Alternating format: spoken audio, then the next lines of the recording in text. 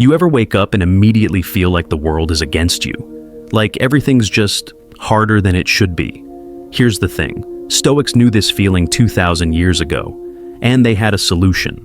One simple message, one shift in thinking. And suddenly, the day isn't against you. It's yours. Most people start their mornings wrong, scrolling, rushing, reacting. No wonder they feel behind before they even begin. But Stoics?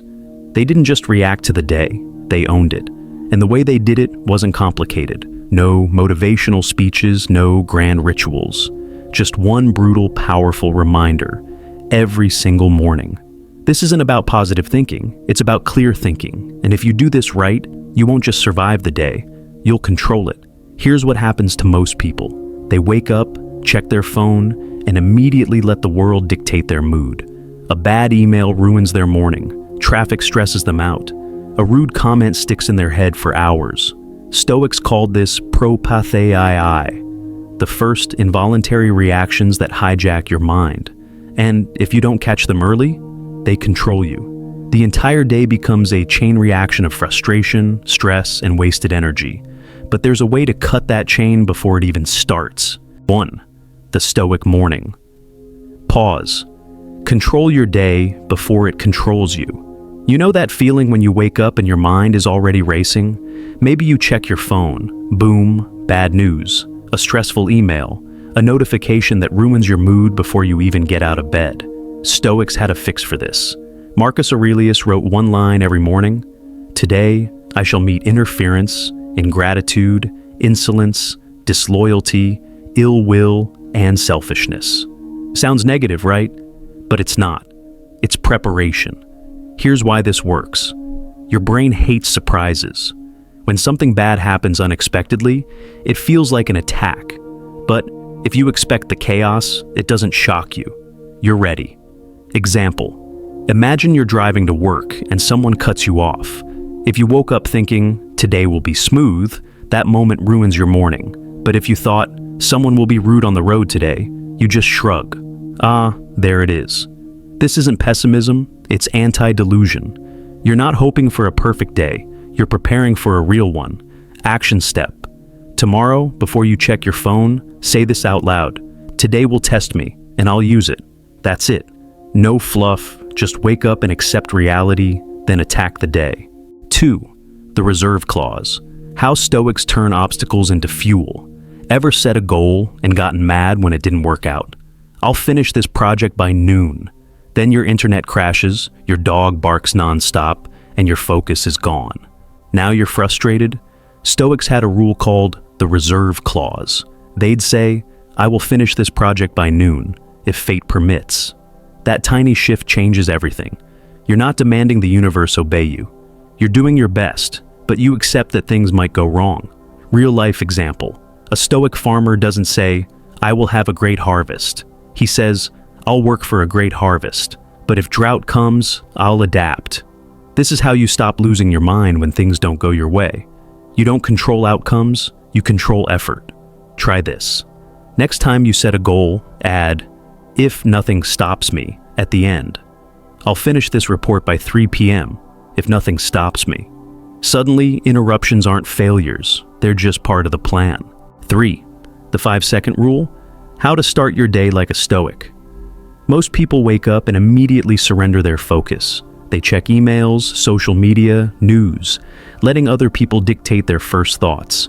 Stoics did the opposite. They own their mornings. Here's how you can do it. The second you wake up, before you touch your phone, say this. This day will bring challenges, and I will use them.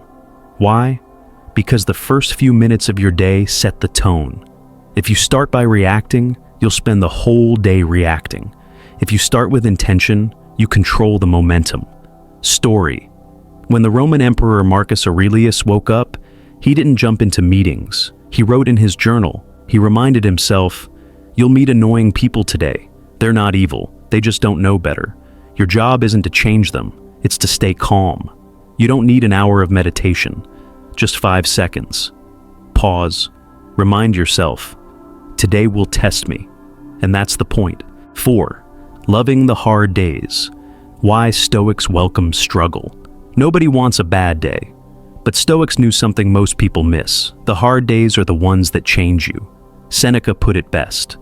Difficulties strengthen the mind as labor does the body. Think about it.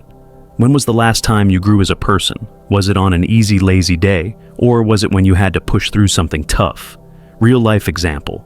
A boxer doesn't get stronger by punching the air. He gets stronger by hitting the heavy bag. The resistance is what builds him.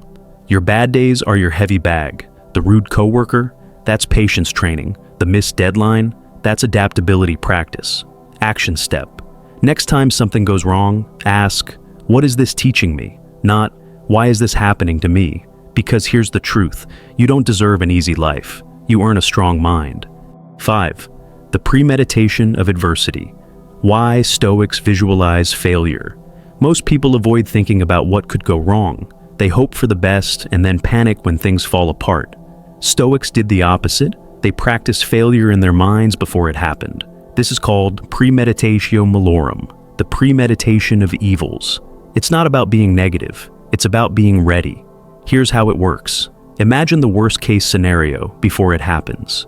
Your presentation bombs, your flight gets canceled, your project fails. Then ask yourself, could I handle it? The answer is always yes, because you've already lived through it in your head. Real-life example. The Roman philosopher Seneca used to sleep on the floor sometimes. Why? So he wouldn't fear losing his comfortable bed. He trained his mind to adapt. Try this. Once a week, pick one thing you're worried about and play it out in your mind.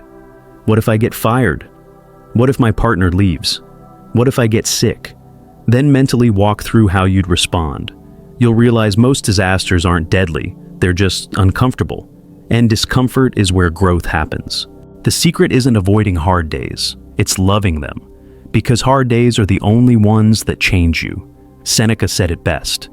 Difficulties strengthen the mind as labor does the body. Every morning, you have a choice. Will you let the day break you, or will you break through it? So tomorrow, before you do anything else, pause. Remind yourself, today will test you. And that's exactly what you need. No more waking up on defense. Wake up on attack. If this changed how you see mornings, hit subscribe. One video won't make you stoic, but the next one might.